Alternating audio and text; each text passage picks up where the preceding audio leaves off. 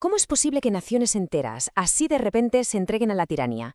Bueno, pues hoy nos vamos de viaje a la Europa de entreguerras. Hay que imaginársela como una especie de laboratorio del caos, un lugar donde las democracias se hicieron literalmente añicos y dieron paso a regímenes de una brutalidad que no se había visto nunca. Vamos a intentar descifrar las claves de ese colapso. Para entenderlo, lo mejor es mirar este mapa. Es que, después de la Primera Guerra Mundial, Europa era un auténtico polvorín. La economía estaba destrozada, había un paro masivo y, sobre todo, un pánico terrible a una revolución comunista. Todo esto creó el caldo de cultivo perfecto para soluciones, digamos, extremas.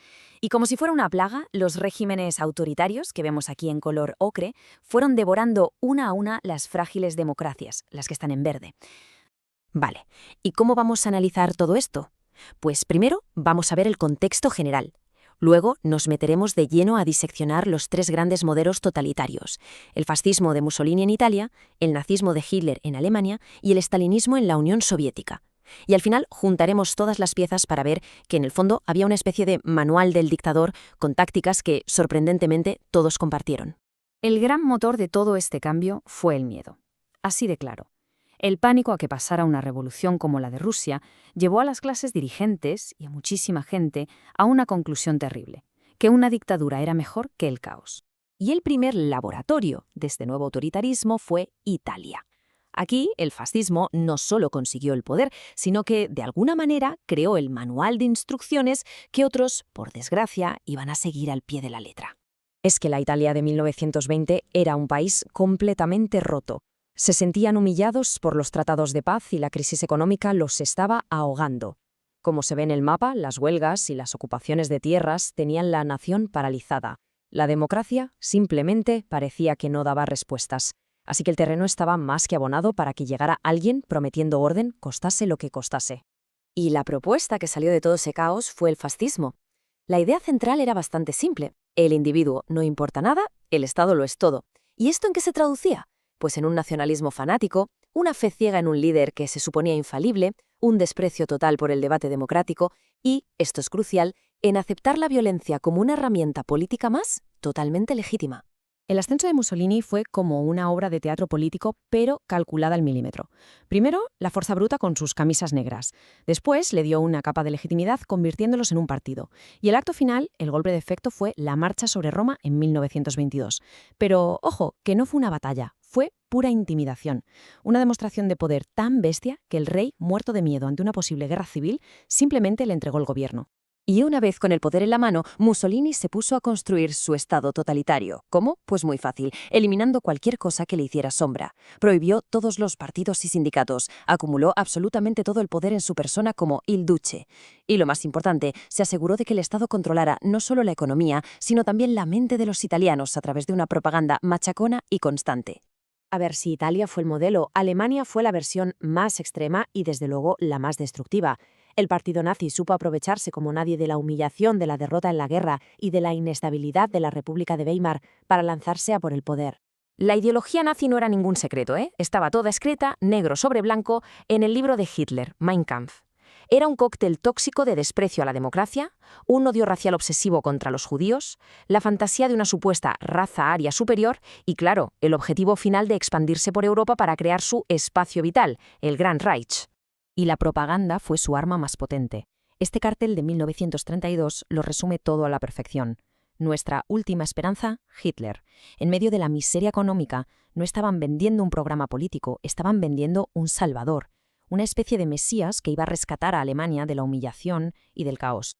Y el mensaje caló, vaya si caló. Como se ve en el gráfico, en 1932 los nazis se convirtieron en el partido más votado, aunque sin mayoría absoluta.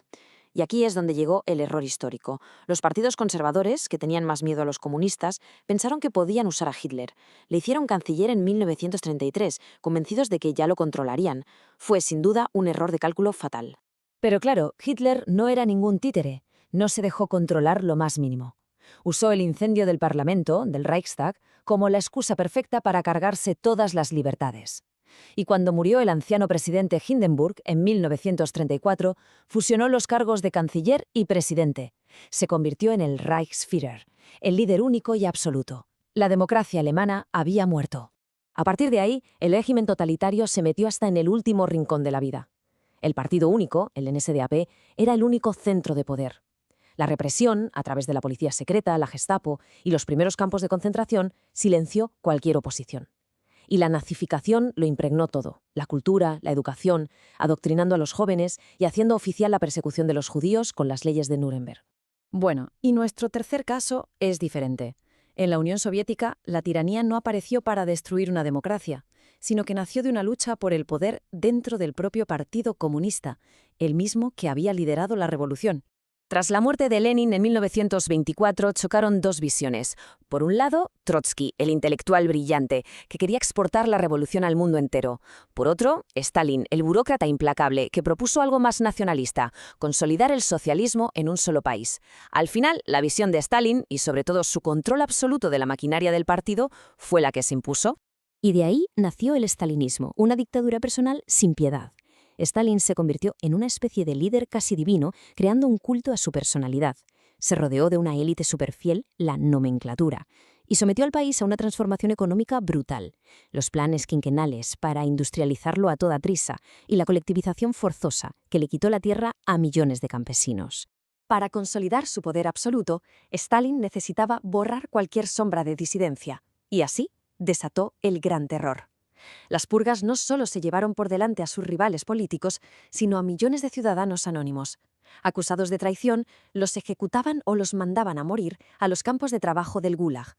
La URSS se convirtió en un estado basado en el miedo puro y duro. Fascismo, nazismo, estalinismo son ideologías opuestas, en teoría, pero todas llevaron a la misma tiranía. ¿Cómo puede ser? Pues porque, a pesar de sus diferencias, todos siguieron un método muy parecido. Se podría decir que existía, de hecho, un manual del dictador. La estética del poder dice mucho. Si miramos estas imágenes de Italia y Alemania, la puesta en escena es prácticamente idéntica. El líder subido a un pedestal, masas de gente uniformada, desfiles monumentales. El objetivo está clarísimo, hacer que el individuo se sienta diminuto y que el colectivo, representado en el líder y el Estado, lo sea absolutamente todo. Y esta tabla resume ese manual a la perfección. Fijémonos en las columnas, es que es alucinante. Todos impusieron un partido único, todos usaron la represión sistemática contra cualquiera que se atreviera a disentir, todos se apoyaron en la propaganda y el culto al líder, y todos impusieron un control férreo sobre la economía. Las ideologías, las excusas eran distintas, pero las herramientas del poder absoluto eran las mismas. Y este es el punto clave. Al final, para el ciudadano de a pie, la etiqueta ideológica daba un poco igual. El resultado fue siempre el mismo: la pérdida total de las libertades, la militarización de la sociedad y que la violencia se convirtiera en algo normal, en la única forma de hacer política. Por eso, es un error ver estos regímenes como casos aislados. Formaron parte de una corriente que inundó Europa, una corriente que se alimentaba del nacionalismo y de la agresión. Esta imagen de Hitler y Mussolini juntos no es solo una foto, es el anuncio de la catástrofe que estaba a punto de llegar: la Segunda Guerra Mundial. Y claro, todo esto nos lleva a una pregunta un poco incómoda, pero muy necesaria para el día de hoy. Hemos visto que la crisis económica, la polarización extrema y una propaganda muy eficaz fueron los ingredientes del desastre. ¿Podrían esas mismas condiciones, en un mundo como el nuestro de desinformación y crisis globales, hacer que nuestras propias democracias sean otra vez vulnerables? La historia no da respuestas cerradas, pero sí que lanza advertencias, y muy serias.